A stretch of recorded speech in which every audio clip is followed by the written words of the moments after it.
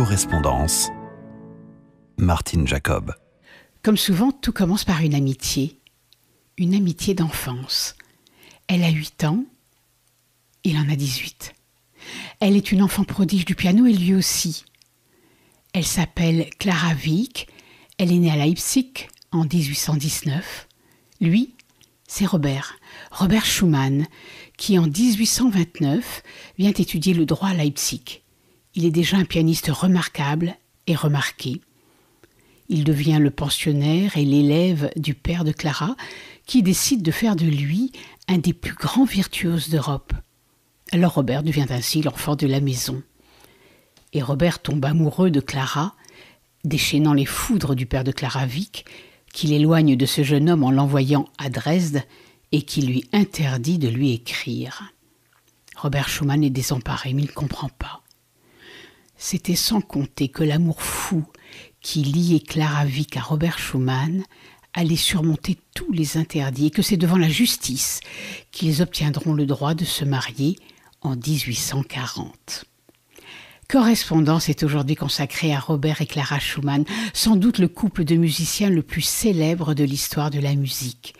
Robert Schumann, un compositeur de génie, Clara Wieck, peut-être la plus grande pianiste de son temps.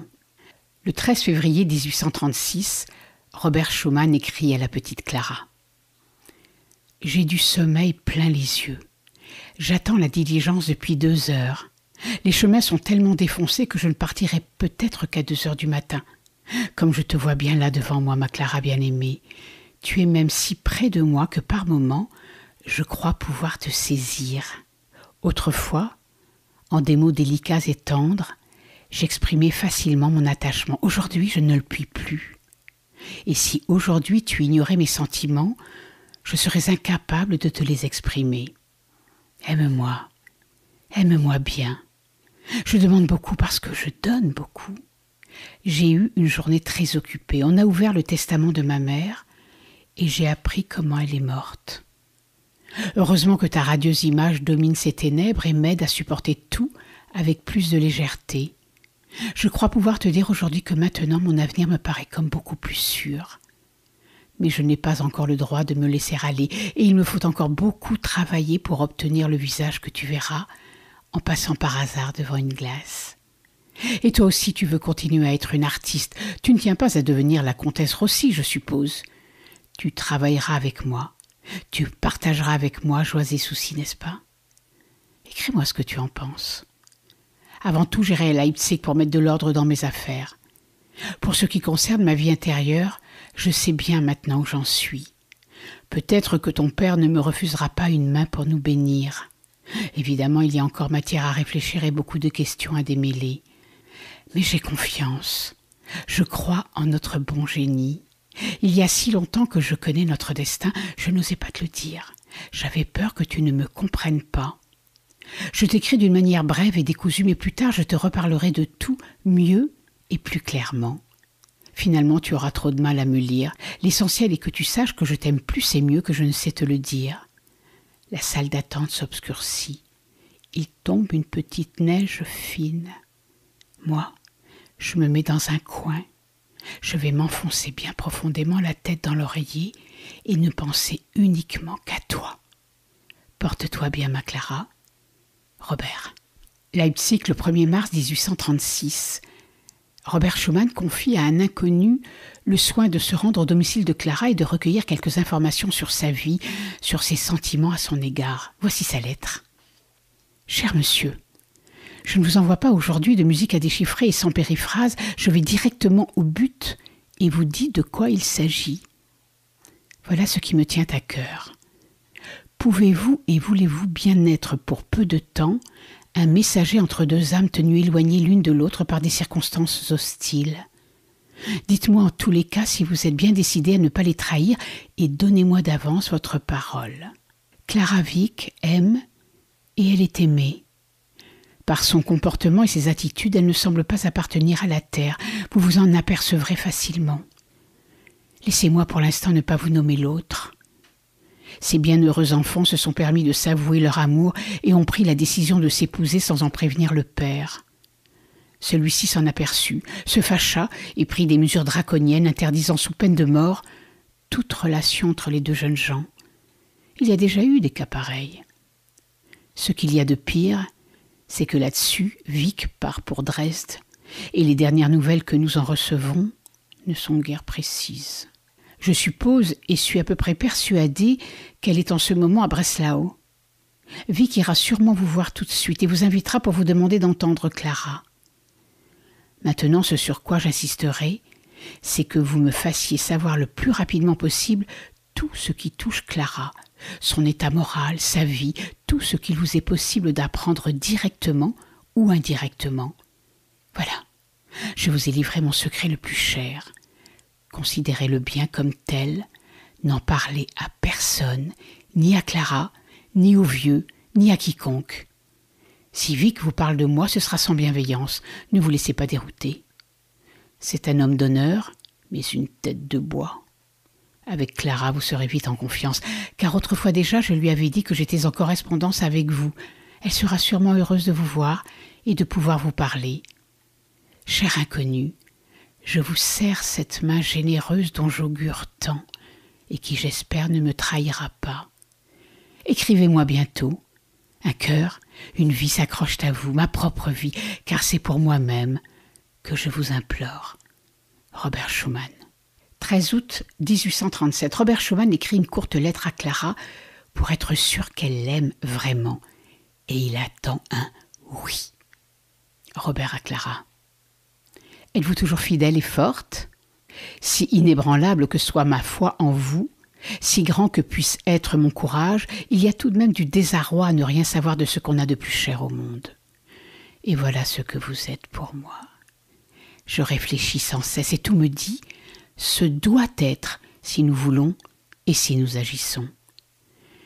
Écrivez un simple oui, si vous le voulez bien, et le jour de votre fête, le 13 septembre, donnez ma lettre à votre père. Il me semble en ce moment bien disposé à mon égard, et peut-être ne me repoussera-t-il pas si vous insistez comme vous savez le faire. Je vous écris tout cela à l'aube du jour. Si seulement nous n'étions séparés que par les feux roses de l'aurore. Avant tout, soyez forte et tenez bon. Ce doit être si nous le voulons et si nous agissons. Ne parlez à quiconque de cette lettre. Cela pourrait tout gâter. N'oubliez pas le oui. J'ai besoin de cette sécurité avant de pouvoir penser à quoi que ce soit d'autre. Tout ce que je vous dis là, je le pense au plus profond de mon âme et le sous-signé vous le confirme en mon nom. Robert Schumann. Clara lui répond le 16 août 1837. Vous voulez que je dise ce petit mot tout simple? Oui. Ce tout petit mot si prodigieusement important? Mais un cœur comme le mien, aussi rempli d'amour, peut-il ne pas dire oui, alors que toute mon âme est d'accord pour le prononcer et que du fond de moi-même, je vous dis à l'oreille oui, et pour l'éternité. Puis-je décrire les tourments de mon cœur et mes larmes toujours prêtes à couler? Non, ce n'est pas possible. Peut-être le destin fera-t-il que bientôt nous puissions nous voir et nous parler. Votre projet me paraît risqué, mais un cœur passionné ne se soucie pas du risque. Enfin, je dis oui. Dieu ne fera pas un jour de douleur de mon 18e anniversaire. Oh non, ce serait trop affreux. Ce doit être. Je le sentais il y a longtemps. Rien ici-bas ne peut me détourner de ma route. Et je démontrerai à mon père qu'un cœur jeune aussi peut être capable de constance. Très vite, votre Clara. Le 19 août 1837, Clara écrit à Robert Schumann. Je vous envoie quelques mots seulement par ma fidèle et discrète Nanny. Hier, j'ai appris que le choléra régnait ici. Aussi mon inquiétude pour vous est-elle sans cesse grandissante. Ménagez-vous, je vous en supplie, pour l'amour de moi. Pensez à ce que serait ma vie sans vous. Encore un conseil, ne dites rien à mon père de ce qui nous concerne avant que vous ne m'écriviez pour ma fête. Il est très bienveillant pour vous, mais il est nécessaire que tout se passe dans le plus grand calme.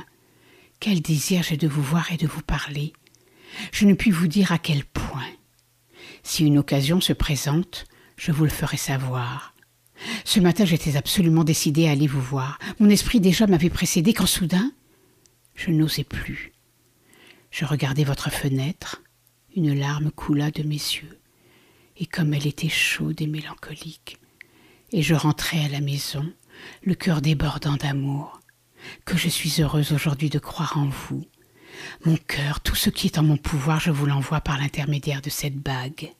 Si vous avez quelque chose à me dire, dites-le à Manani. Je suis aussi sûre de sa discrétion que de mon amour. Mon inquiétude se traduit par cette écriture. Bientôt, j'espère, nous nous retrouverons. Mais pour l'amour du ciel, soyez discret. Votre Clara.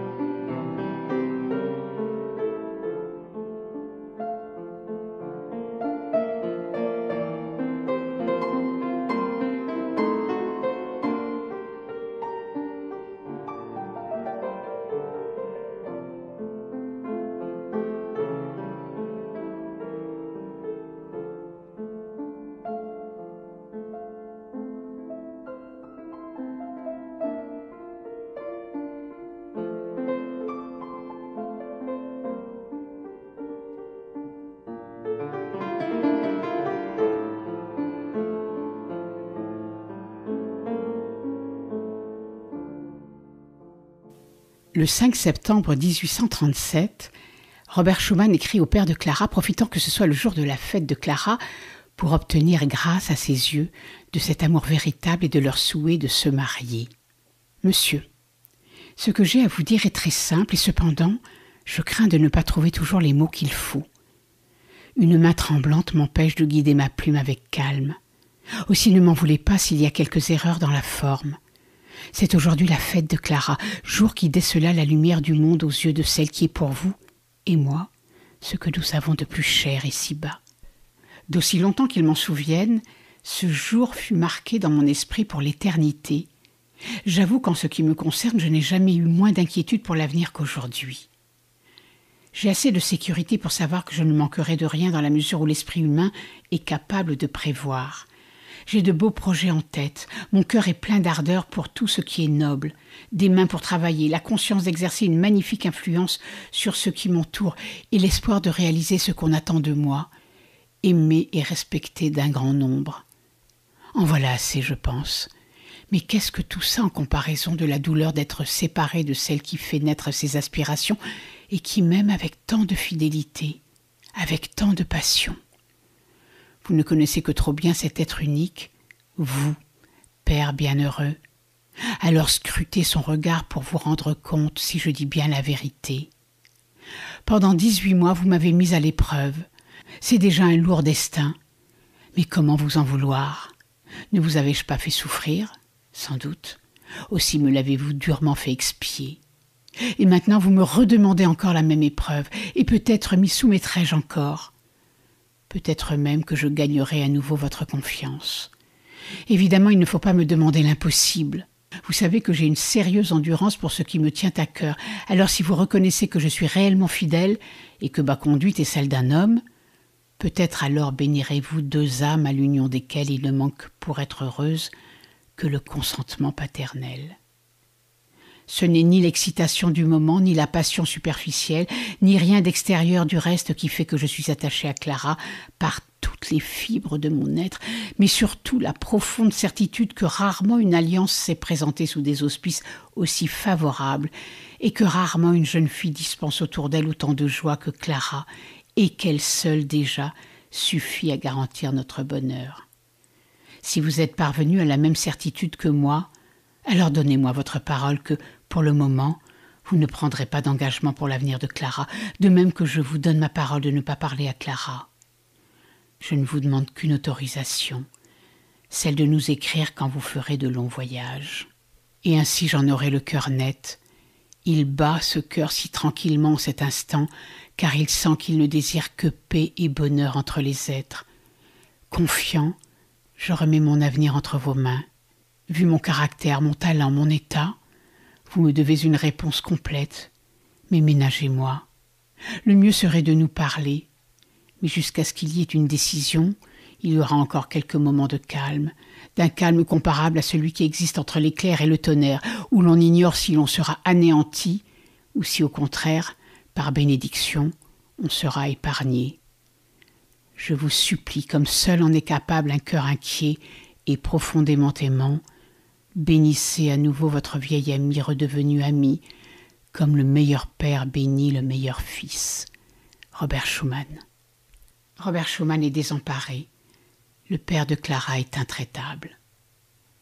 Robert écrit à Clara le 18 septembre 1837. La conversation avec votre père a été horrible. Il a une froideur, une mauvaise volonté, et puis il est confus. Il se contredit. Il vous anéantit d'une manière inattendue et vous enfonce un couteau dans le cœur jusqu'au manche. Alors que faire, ma chère Clara? Je ne sais par où commencer. Ma raison est réduite à néant, et avec votre père il ne peut être question de sentiment. Alors quoi, mon Dieu? Avant tout, armez-vous de courage et refusez-vous à tout marcher. Je vous fais confiance, et de tout cœur, et cela me soutient. Mais il va falloir maintenant que vous soyez plus forte même que vous n'imaginez. Votre père m'a dit lui-même ces mots impitoyables. Rien ne m'ébranle. Vous pouvez tout craindre de lui. Il vous contraindra par la force, il ne peut user de subterfuge. Et s'il échoue, vous avez tout à craindre. Aujourd'hui, je me sens comme mort, et si diminué que ni belle ni bonne pensée ne m'entre dans la tête. Même votre image s'estompe, et je me souviens à peine de votre regard. Je ne suis pas devenue assez pusillanime pour vous abandonner, mais je suis si exaspérée, si blessée, si touchée dans ce que j'ai de plus sacré en moi. Si seulement j'avais un mot de vous. Dites-moi ce que je dois faire, sinon il me semble n'être que le jouet d'une ironie, d'une plaisanterie grotesque, et moi je me consume, et je n'en peux plus. Ne pas même avoir le droit de se voir une seule fois. Nous en avons le droit, ose-t-il dire, mais que ce soit dans un endroit neutre, et en présence de tiers, un spectacle, quoi, et pour les autres. Nous avons encore le droit de nous écrire, mais seulement quand vous voyagez. Voilà tout ce à quoi il consent. En vain, je cherche une excuse à votre père que je considère toujours comme un homme noble et humain. En vain, je cherche dans son refus une raison profonde. Peut-être craint-il que vous, une artiste, vous ayez à expier une promesse trop précoce donnée à un homme. Mais non, il n'en est rien. Il vous jettera, croyez-moi, dans les bras du premier venu, pourvu que celui-ci ait titre et argent. Et puis ce qu'il veut avant tout, c'est que vous donniez des concerts et que vous voyagiez. Peu lui importe si vous êtes malade, si vos forces vous abandonnent, et si moi, de ce fait, je perds la possibilité de créer de belles œuvres. Il rit de tout cela et aussi de vos larmes. En ce moment, votre petite bague me jette un regard si tendre, comme si elle voulait me dire « Ne grogne pas tant contre le père de Clara ». Je me souviens que dernièrement, 3 fois vous m'avez dit « Tenez bon, tenez bon ». Je vous écoutais, et vos paroles venaient tout droit du fond de votre âme. Clara, chaque jour je me sens un peu plus anéantie. Si je suis faible aujourd'hui, et si j'ai fait du mal à votre père, ne soyez pas fâchés contre moi, car tout de même j'ai raison. Ayons les yeux fixés droit sur le but. Il faut que par votre bonté, vous soyez capable de tout aplanir et que vous n'ayez pas recours à la violence. Je ne peux donc que me taire. Chaque fois que j'irai voir votre père, je dois m'attendre à être offensée cruellement. Réfléchissez bien à ce que je dois faire. Je vous écouterai comme un enfant. Ah, comme tout cela me trotte dans la tête. J'aimerais rire, la mort dans l'âme. Cet état ne pourra pas durer longtemps, je ne résisterai pas, je n'ai pas une nature à le supporter. Consolez-moi, priez Dieu qu'il ne me laisse pas sombrer dans le désespoir. Je suis atteint au plus profond de moi-même. Rien n'est perdu, je le crois, mais d'autre part, nous n'avons pour ainsi dire rien obtenu. Mes lettres me déplaisent. Dans 8 ou 10 semaines, tout ira mieux. Il est très important que nous avancions calmement, avec prudence. Il faut tout de même que votre père se mette dans l'esprit qu'il vous perdra un jour ou l'autre. Son obstination nuit à notre amour. Mais cela doit être, ma Clara. Ne vous encombrez pas de ce que votre père a de faux dans l'esprit. Quand je lui ai demandé s'il ne croyait pas que tous les deux nous étions les plus heureux de la terre, il voulut bien le reconnaître, et puis il s'en tint là. Ensuite il ajouta « Vous avez besoin de bien plus d'argent que vous l'imaginez. » Et il parla d'une somme énorme. Mais nous avons autant de fortune que 100 des familles les plus considérées d'ici. Ne discutez pas là-dessus, je vous prie. Et il continua. Si vous ne pouvez pas donner de grandes réceptions, Clara pleurera secrètement en silence. Cela te paraît-il vraisemblable? Mais c'est vraiment à mourir de rire. Il n'a pu apporter aucun argument qui ait un fondement. Nous sommes protégés par le bon droit et la raison qui sont de notre côté. S'il nous pousse à bout et qu'il ne nous ait rien accordé au bout de 18 mois ou 2 ans, nous ferons valoir notre bon droit et nous nous en remettrons à la justice. Que le ciel nous préserve d'en arriver là. Envoyez-moi bientôt quelques mots doux et apaisants, encore plus lumineux et plus belles aujourd'hui que le matin où j'écrivais cette autre lettre. Vous êtes auprès de moi, et ces mots qu'alors vous avez répétés 3 fois, fort, fort, fort, résonnent à mes oreilles comme s'ils tombaient du bleu du ciel. Et avant de te quitter, ma fille chérie, jure-moi encore sur ta propre félicité que tu as le courage qu'il faut pour supporter les épreuves qui nous sont réservées et que nous les supporterons vaillamment. Et en témoignage, je lève en ce moment les 2 doigts de ma main droite pour le jurer. Je n'abandonnerai rien, crois-moi, et si Dieu le veut, je resterai éternellement ton Robert.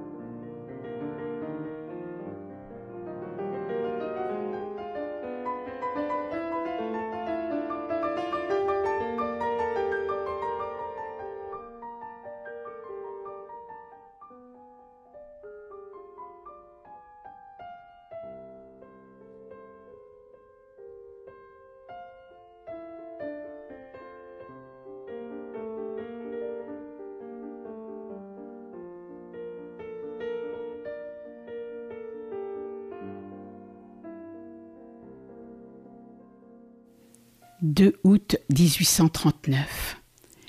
Mon cher Robert adoré, j'ai le cœur gros aujourd'hui parce qu'il faut que je t'écrive ce que j'ai envie de t'écrire depuis assez longtemps. J'ai beaucoup lutté avant de m'y décider, mais il le faut, ça concerne notre bonheur. Je suis terriblement malheureuse à l'idée d'être séparée encore de toi pendant de longs mois. Mais nous ne pourrons pas encore nous marier à Pâques prochain. Ne perds pas courage, moi je demeure forte. Crois-moi, nous ne serions pas heureux. J'ai écrit à mon père qu'il m'assure de son consentement si toi, tu ne peux prouver même que 1000 thalers. De mon côté, je lui promets de ne t'épouser qu'avec la perspective d'une vie dénuée de soucis. Je l'ai fait parce qu'il fallait que je le fasse. Mais j'ai ajouté que jamais je ne te quitterai, que tu es le seul au monde que j'aime et que j'aimerai, et cela je te le répète et te l'affirme encore une fois. Jamais je ne te laisserai, jamais je ne cesserai d'être ta Clara à toute épreuve. Comme j'ai dû lutter avant de me décider à t'écrire, avant de t'arracher à tes doux espoirs, mais je ne pouvais plus supporter d'être seule à connaître cette décision. Robert, sois un homme, ne te laisse pas aller à un trop grand chagrin, n'est-ce pas? Tu t'imagines dans quel état je peux être et quel souci immense je me fais pour toi. Ah, si seulement j'étais auprès de toi. Mon désir de te voir me torture. La pensée que tu pourrais m'en vouloir un instant me désespère.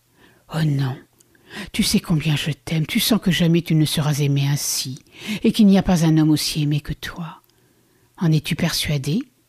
Je t'en prie, écris-moi tout de suite et aussi tout ce que tu ressens, même si c'est de la colère. Écris-moi aussi que tu m'aimes encore. Chaque heure, je t'aime davantage, tu me crois? Je ne peux t'en écrire davantage aujourd'hui, mon cœur déborde et le tien aussi sans doute. Si dans cette lettre tu trouves un mot qui te blesse, pardonne-le-moi. Je t'apparais peut-être comme un peu froide, mais jamais mon cœur n'a battu plus fort pour toi. Je ne peux pas t'en dire davantage, réponds-moi tout de suite et tranquillise-moi. Prends garde à ta santé, je te le répète souvent, ta vie est la mienne. Je t'embrasse le plus tendrement du monde et demeure immuable dans mon amour. Demeure fidèle comme moi jusqu'à la mort, laisse-moi encore te serrer la main. Ah, si seulement je pouvais te voir et te prêcher le courage, partager tes sentiments, que le ciel te protège et qu'il écoute mes prières. Clara.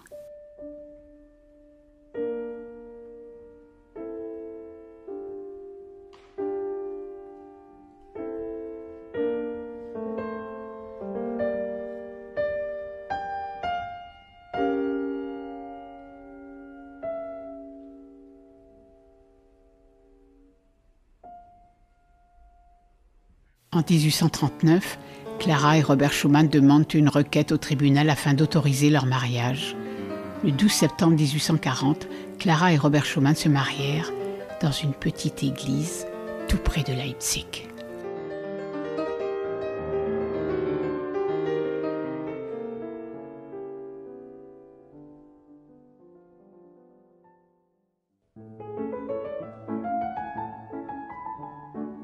C'était Correspondance.